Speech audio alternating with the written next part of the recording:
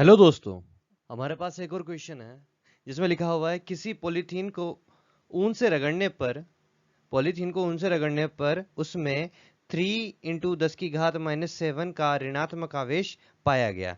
कोई पॉलीथीन ली हमने, ठीक है, ऐसी पॉलीथीन थी, उसको किसी ऊन से रगड़ा, तब इस पॉलीथीन पर 3 × 10⁻⁷ का ऋणावेश पाया गया। ठीक है ना, ऋणावेश पाया गया। तो बताइए कितने इलेक्ट्रॉन्स का स्थानांतरण हुआ और किससे किसमें हुआ।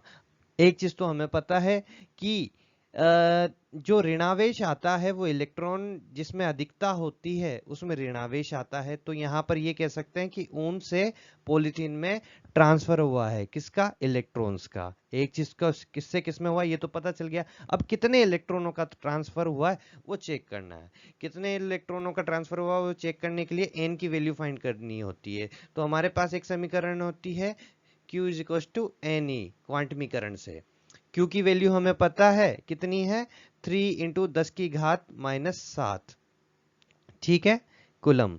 और यहाँ पर n की वैल्यू फाइंड करनी है और हमें पता है E की वैल्यू क्या होती है, 1.6 × 10⁻⁹ कुलम। ठीक है, जब n की वैल्यू सोल्व कैलकुलेट करूंगा तो मेरे पास ये इलेक्ट्रॉन लिया तो यहाँ पे माइनस साइन, इधर भी माइनस साइन, क्योंकि ऋणावेशित हो गई थी ये। ठीक है, जब इसको कैलकुलेट करूंगा तो मेरे पास आ जाएगा पॉजिटिव का 1.875 इंटू 10⁻12। इतने इलेक्ट्रॉनों का ट्रांसफर हुआ।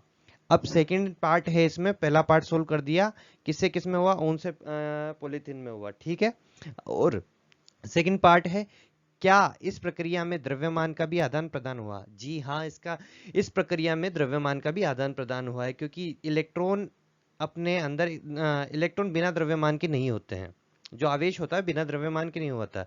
और यहाँ पे इलेक्ट्रॉनों का अगर ट्रांसफर हुआ है तो यहाँ पर मतलब द्रव्यमान का भी आदान प्रदान हुआ है।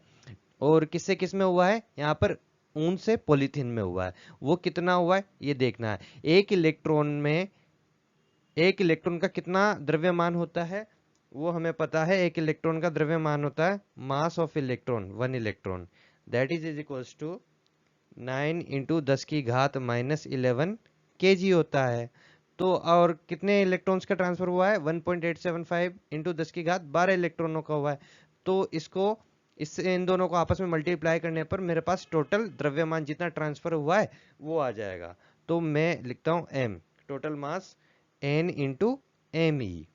जब इसको सोल्व करता हूँ 1.875 इंटू 10⁻12 इंटू 9 × 10⁻−31 kg, जब इनको मल्टीप्लाई करता हूँ तो मेरे पास आता है 1.687 इंटू 10⁻−18 kg। इतने द्रव्यमान का स्थानांतरण हुआ है। धन्यवाद।